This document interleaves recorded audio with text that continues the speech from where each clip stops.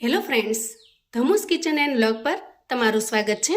મિત્રો, આજે આપણે મગની ફોતરાવાળી દાળની એકદમ પૌષ્ટિક અને પચવામાં હળવી એવી રેસિપી બનાવીશું।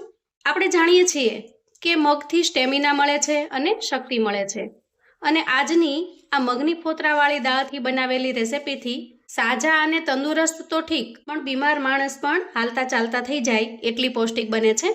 સાવ સિમ્પલ મસાલાથી ખૂબ જ ટેસ્ટી બનતી આ રેસિપીને ચાલો ઝડપથી બનાવવાનું શરૂ કરીએ। તો અહીંયા રેસિપી બનાવવા માટે 1 વાટકી જેટલી મગની દાળ લીધી છે। દાળની અંદર કોઈ માટી કે કાકરો ન હોય એ રીતે જોઈ ચોખ્ખી કરીને લીધેલી છે। હવે આપણે દાળને સારી રીતે ધોઈ લઈએ અને ત્યાર પછી આપણે એમાં થોડું પાણી એડ કરીશું। તો અહીંયા દાળ સારી રીતે પલળી જાય એ રીતે થોડું વધારે પાણી એડ કરવાનું છે અને ઢાંકણ ઢાંકી 8 થી 10 મિનિટ માટે એને પલળવા દઈએ। તો અહીંયા દાળને પલળવામાં ઝાઝો સમય નહીં લાગે, માત્ર 8 થી 10 મિનિટની અંદર જ ખૂબ જ સરસ પલળીને તૈયાર થઈ જશે। ત્યાર પછી જુઓ, અહીંયા મેં અડધી વાટકી જેટલી ચોખાની કણકી લીધી છે, એટલે કે આપણે ખીચડી કરવા માટેના જે ચોખા લાવીએ છીએ, ખીચડિયા ચોખા, એને ચાળ્યા પછી જે નીચે વધે છે એ કણકી લીધેલી છે। આ કણકી છે એ ખાવામાં ખૂબ જ પૌષ્ટિક હોય છે, અને વળી ખીચડિયા ચોખા પોલિશ કરેલા હોતા નથી, એટલા માટે સ્વાસ્થ્ય માટે પણ આ ચોખા ખૂબ જ સારા છે। તો અહીંયા કણકીને પણ જોઈ અને ચોખ્ખી કરી લીધી છે। એને આપણે એક મિક્સિંગ બાઉલમાં એડ કરીએ અને સારી રીતે ધોઈ લઈએ। તમારી પાસે જો આ રીતની કણકી અવેલેબલ ન હોય તો કોઈ પણ મોલમાં અથવા તો કરિયાણાવાળાની દુકાને આસાનીથી મળી જાય છે। હવે આપણે આ પાણીને કાઢી લઈએ અને કણકીને પણ એ ડૂબી જાય એટલું આપણે પાણી એડ કરીશું। ઢાંકણ ઢાંકી એને પણ આપણે 8 થી 10 મિનિટ માટે પલાળી દેવાની છે, જેથી કરીને મગની દાળ અને કણકી બંને ખૂબ સારી રીતે પલળી જશે અને રેસિપી ઝડપથી બનીને તૈયાર થશે। તો અંદાજે 10 મિનિટ પછી આપણે દાળને ચેક કરી લઈએ। દાળ એકદમ સરસ પલળી ગઈ છે।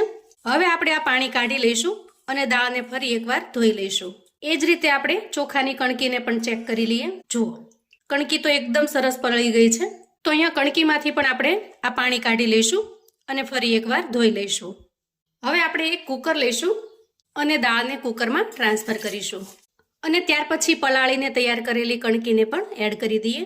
તો આજની રેસિપી હું 2 જણ માટે બનાવી રહી છું। એક નાની વાટકી મગની દાળ અને અડધી વાટકી જેટલી કણકીથી 2 જણ આરામથી જમી શકે એટલું બનીને તૈયાર થાય છે। હવે જુઓ, અહીંયા દૂધીનો એક નાનો કટકો મેં સમારીને તૈયાર કરેલો છે। એની ઉપરની જે છાલ છે એ મેં બિલકુલ કાઢી લીધી છે, જેથી કરીને દૂધી એકદમ સોફ્ટ લાગે છે। તો આ રીતે તૈયાર કરેલી દૂધીને હું એમાં એડ કરી દઉં છું અને આ બધી જ વસ્તુને સારી રીતે બાફી લેવા માટે આપણે અહીંયા પાણી એડ કરીએ। ત્યાર પછી આપણે એમાં સ્વાદ પ્રમાણે મીઠું એડ કરીશું। તો અત્યારે જે મીઠું એડ કરીએ એ લમસમ કરવાનું છે। જ્યારે રેસિપી તૈયાર થઈ જાય પછી ટેસ્ટ કર્યા પછી જો જરૂર જણાય તો તમારે વધારે મીઠું એડ કરવાનું। 5 ચમચી જેટલી આપણે અહીંયા હળદર એડ કરીશું અને થોડી અમથી 1 ચપટી જેટલી હિંગ એડ કરીશું। અહીંયા તમે દૂધીની સાથે ગાજર છે, ફ્લાવર છે, એવા કોઈ બીજા વેજીટેબલ્સ પણ એડ કરી શકો છો, પણ વધારે સિમ્પલી અને માંદું માણસ પણ ખાઈ શકે એ રીતે આજે હું બનાવી રહી છું, એટલે મેં માત્ર દૂધી ઉમેરી છે। અને અહીંયા પાણીનું પણ કોઈ એવું એક્ઝેક્ટ માપ નથી, થોડું ઘણું વધારે પાણી હોય તો પણ રેસિપી સરસ બનીને તૈયાર થાય છે। હવે આપણે ઢાંકણ ઢાંકીશું અને કુકરને ગેસ પર મૂકી 3 વિસલ વગાડી લઈશું। આપણે કુકર ખોલી અને ચેક કરી લઈએ। જુઓ, દાળ એકદમ સરસ ચડી ગઈ છે અને બધી જ વસ્તુ ખૂબ સારી રીતે મિક્સ થઈ ગઈ છે। હવે તૈયાર થયેલી દાળને આપણે સાઈડ પર મૂકીશું અને ગેસ તરફ જઈશું। હવે જુઓ, ગેસ ઓન કરી અને મેં એક કડાઈ મૂકી છે અને કડાઈમાં આપણે 1 ચમચા જેટલું તેલ લેવાનું છે। તેલ થોડું ગરમ થાય એટલે આપણે અડધી ચમચી જેટલું આખું જીરું એડ કરીશું। 8 થી 10 લસણની કળીઓને મેં આ રીતે ઝીણી સમારી લીધી છે, એને એડ કરી દઈએ। એક નાની ડુંગળીને એકદમ ઝીણી ઝીણી ચોપ કરી લીધી છે, એને પણ એડ કરી દઈએ। જો તમે લસણ ડુંગળી ન ખાતા હો તો બંનેને સ્કીપ કરી શકો છો। એક લીલું મરચું આ રીતે ઝીણું સમારી લીધું છે, એને એડ કરી દઈએ તીખાશ માટે। 4 થી 5 મીઠા લીમડાના પાનને એડ કરીશું। એક નાનો ટુકડો આદુનો આ રીતે ઝીણો ક્રશ કરી લીધો છે, એને એડ કરી દઈએ અને આ બધી જ વસ્તુને આપણે સારી રીતે મિક્સ કરી દઈએ। તો અહીંયા ડુંગળી અને લસણ બંનેનું કાચાપણું દૂર થાય ત્યાં સુધી આપણે સાંતળી લેવાનું છે। આજની રેસિપી મિત્રો એટલી સિમ્પલ છે કે ઝડપથી ફટાફટથી તમે ઘરમાં રહેલી બધી વસ્તુથી બનાવીને તૈયાર કરી શકો છો, અને વળી હેલ્ધી અને પૌષ્ટિક એટલી છે કે તમારે ગમે એટલા ઉપવાસ હોય અથવા તો બીમાર હો અને જો આ રેસીપી તમે 2 થી 3 દિવસ ખાશો તો નવી શક્તિ, નવી ઉર્જા શરીરમાં આવી જશે. કેમ કે મગ ખાવાથી તો માંદા માણસ પણ બેઠા થઈ જાય છે. જો અહીંયા ડુંગળી અને લસણ બંને સારી રીતે સતળાઈ ગયું છે. હવે આપણે એમાં થોડા સૂકા મસાલા કરી લઈએ. તો અહીંયા 1 ચમચી ધાણા જીરું પાવડર એડ કરીશું અને થોડી અમથી અડધી કરતાં પણ ઓછી એટલી હળદર એડ કરીશું. હવે જુઓ, આ બધી જ વસ્તુ સારી રીતે સતળાઈ ગયા પછી આપણે દાળને એડ કરી દેવાની છે. અહીંયા દાળનું ટેક્સચર થોડું ઘાટું છે, તો આપણે થોડું પાણી એડ કરીશું અને થોડું લિક્વિડ ટાઈપ બનાવીશું. અડધા ગ્લાસ જેટલું હું પાણી એડ કરું છું. હવે જુઓ, અહીંયા ટેસ્ટમાં ચેક કર્યા પછી થોડું મીઠું ઓછું લાગે છે, તો થોડું અમથું જરૂરિયાત પ્રમાણેનું આપણે મીઠું એડ કરીશું. આજની રેસીપી મેં એકદમ સિમ્પલી બનાવી છે, જેથી કરીને નાના મોટા બીમાર કોઈ પણ માણસ આ રેસીપી એન્જોય કરી શકે. તમારે જો થોડું વધારે સ્પાઇસી બનાવવું હોય તો તમે થોડા ચીલી ફ્લેક્સ ઉમેરી શકો છો, અથવા તો તીખું લાલ મરચું એડ કરી શકો છો. હવે બધું જ મિક્સ કર્યા પછી આપણે એમાં અડધી વાટકી જેટલું મોળું દહીં એડ કરવાનું છે.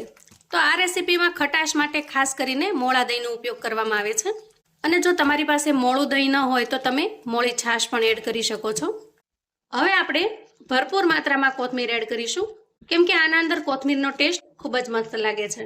અને સારી રીતે મિક્સ કરી લઈશું. તો અહીંયા ગેસની ફ્લેમને આપણે બંધ કરીશું અને તૈયાર થયેલી રેસીપીને આપણે સર્વ કરીશું. તો મિત્રો, સાંજના સમયે ઓછી ભૂખ છે અથવા તો બીમાર પડ્યા પછી કશું ભાવતું નથી, તો તમે આ રેસીપી બનાવીને તૈયાર કરી શકો છો. કશું ખાવાનું મન ન થતું હોય અને શરીરમાં વારંવાર થાક વર્તાતો હોય તો પણ તમે આ પ્રોટીનથી ભરપૂર રેસીપી બનાવીને તૈયાર કરી શકો છો. ગેરંટી છે મિત્રો, એક વખત જો તમે આ રીતે બનાવીને તૈયાર કરી લીધી તો જ્યારે પણ તમને હળવું ખાવાનું મન થાય ત્યારે તમે આ રેસીપી બનાવીને ચોક્કસથી તૈયાર કરશો. મારા નાનીમાની આ એકદમ ફેવરિટ છે અને જ્યારે પણ નાનીમાં થોડા ઘણા પણ બીમાર પડે એટલે આ રેસીપી ચોક્કસ બનાવડાવે. તો અહીંયા તૈયાર છે આપણી એકદમ ટેસ્ટી અને ખૂબ જ હેલ્ધી એવી રેસીપી. આ રેસીપીને તમે આમનામ સિમ્પલ પણ એન્જોય કરી શકો છો. આના અંદર થોડી સેવ છે, થોડા શિંગદાણા છે, એને એડ કરીને તમે સરસ રીતે ભેળની જેમ પણ ખાઈ શકો છો. ખાસ કરીને બીમાર વ્યક્તિને ધ્યાનમાં રાખીને અથવા તો જેને ખાવાનું નથી ભાવતું એને ધ્યાનમાં રાખી મેં આ રેસીપી બનાવી છે, એટલે વધારાના કોઈ પણ મસાલા મેં એડ કર્યા નથી. તો મિત્રો, તમે મને ખાસ પૂછશો કે આ રેસીપીનું નામ શું છે. એકદમ ટ્રેડિશનલ આપણી ગુજરાતી વિસરાતી વાનગી છે, જેમાં દાળ અને ચોખાની કણકીનું માપ એક સરખું રાખી આ રીતે આપણી વિસરાતી વાનગી કણકી તબડો પણ બનાવવામાં આવે છે. અને અહીં મેં મગની દાળ વધારે લીધી છે, તો આને આપણે કણકી તબડો નહીં પણ તમે આને મગનું સળદડિયું કહી શકો છો, કેમ કે નાનીમાં આ રેસીપીને હંમેશા મગનું સળદડિયું કહેતા, જેથી તમે એને મગની સળદડિયું નામ પણ આપી શકો છો. શાક રોટલીની પણ જરૂર ન પડે એવું ટેસ્ટી અને ખૂબ જ મજેદાર બને છે. તો મિત્રો, આવું અવનવું જાણવા માટે અને મને સપોર્ટ કરવા માટે ચેનલ પર જો તમે નવા છો તો પ્લીઝ ચેનલને સબસ્ક્રાઈબ કરો. વિડીયો ગમે તો લાઈક અને શેર કરો.